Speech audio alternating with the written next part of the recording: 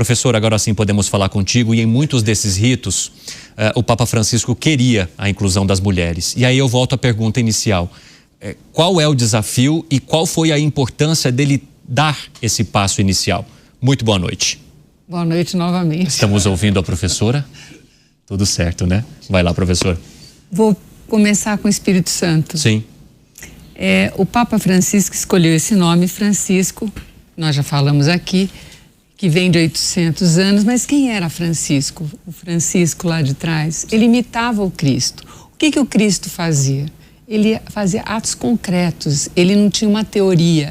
O que eu vejo em relação às mulheres é que justamente isso, o Papa, ele só não fala, não falou, mas ele agiu. Ele convida mais mulheres. Por exemplo, eu conheci 2 mulheres importantes que estão trabalhando no Vaticano. Uma trabalha na parte midiática, Natasha Kobeckar, e a outra é do Discatério, consultora do Discatério da Doutrina da Fé, Michelina Tenati. Então, você vê que ele faz concretamente, né? Ele foi desafiado. Eu me lembro, quando ele veio para a Jornada da Juventude, não sei se você... No avião 2013. Foi perguntar... 2013. Eu estive na missa. Foi muita emoção para mim, sabe? Muita emoção.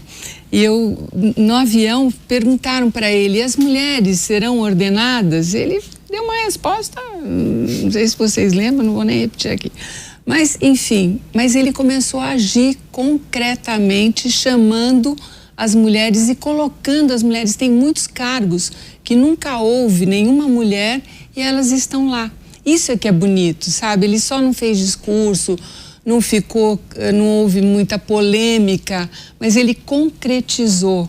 É isso que o Espírito Santo faz e é isso que vai acontecer nesse conclave também, é ele que vai agir. Interessante, professor. E aí, quando a gente olha para o conclave, professor Manuel Furriela, há agora muito uma discussão sobre: será que o próximo Papa vai ser mais conservador? Será que o próximo Papa dará andamento ao legado deixado por Francisco, avaliado por muitos como mais moderado, progressista? De que maneira que essa atuação da Igreja Católica vai se misturando também com esses pêndulos ideológicos e políticos que a gente vê em qualquer sociedade do mundo?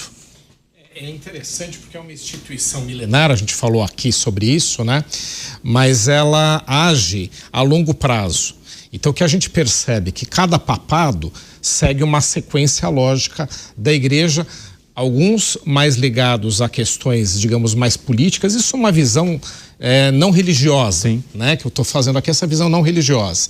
Até porque a visão religiosa está muito bem coberta aqui no debate de hoje, né?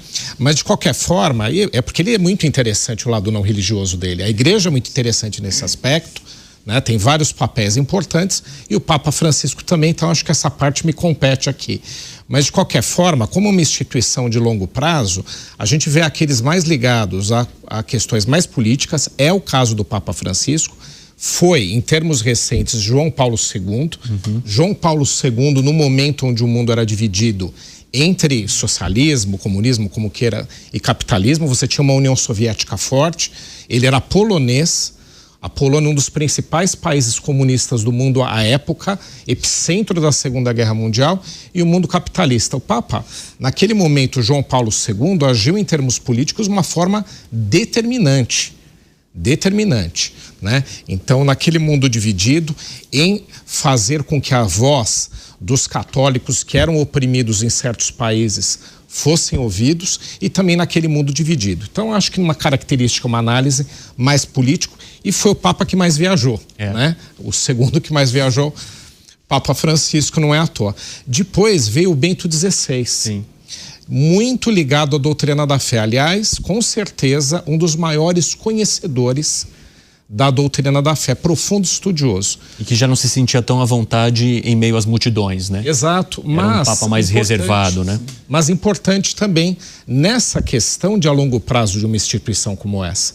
Então, voltou a questões mais religiosas, a preceitos mais arraigados, a questão mais de raiz, a questão mais religiosa. E aí veio o Papa Francisco, novamente, né, com essas questões mais relacionadas às pautas internacionais, muito contemporâneo, trouxe diversidade, questões ecológicas, meio ambiente para a mesa, muito mais, uma postura muito mais político, muito mais de chefe de Estado, sim, eu diria. Então, agora, entrando nessa sequência, a tendência, né, a gente sabe que é uma caixinha de surpresas, né, isso foi mencionado aqui, a tendência seria novamente um Papa mais ligado a questões mais religiosas e menos ligado, talvez, a questões de outro tipo. Se a gente fizer esta análise que eu estou fazendo, sim, né? Óbvio que pode não ser dessa forma. A gente viu surpresas aí nas eleições todas. Mas eu acho que a igreja, ela transita bem com isso.